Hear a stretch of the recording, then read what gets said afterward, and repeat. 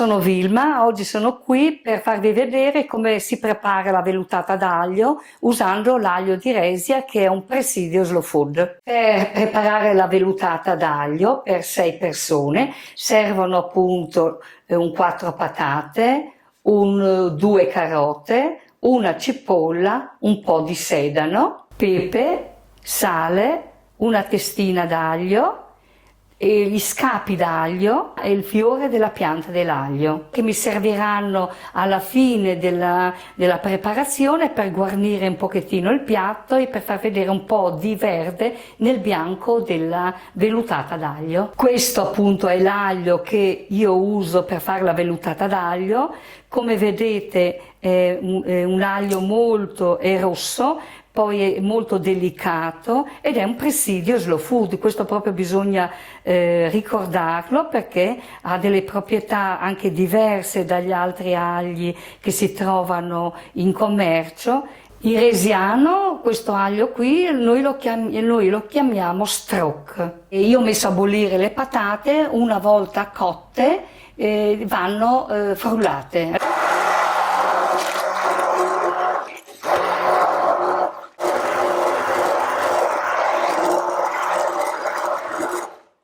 Adesso io mischio la crema, diciamo, che ho preparato, quella frullata appunto di patate, dentro nel brodo vegetale. Faccio sciogliere il burro in un pentolino, circa 50 grammi, 60 grammi, adesso dipende poi lì dalla quantità che uno vuole avere. Prendo l'aglio, lo taglio a pezzettini e lo faccio rosolare insieme al burro lentamente.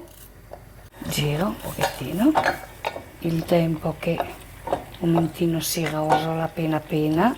Poi mi serve un po' di farina bianca, metto circa un 2 cucchiai. Per addensare serve la farina, addensare un pochettino, e poi dà un altro sapore proprio alla vellutata d'aglio. Bisogna sempre avere un po' di pazienza per girare in continuazione. C'è la parte finale dove vado a unire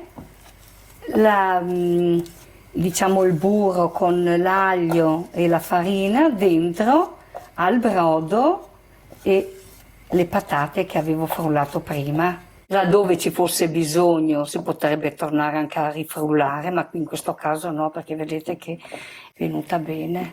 La vellutata d'aglio va servita con crostini e con uno scappo d'aglio verde, in modo da dargli un po' di colore. Ecco, più fino è meglio è, naturalmente, perché questo qui rendono anche il piatto un po' più bello, più fresco anche.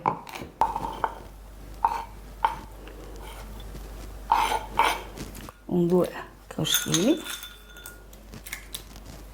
Questa qui è la vellutata d'aglio, fatta con l'aglio di Resia.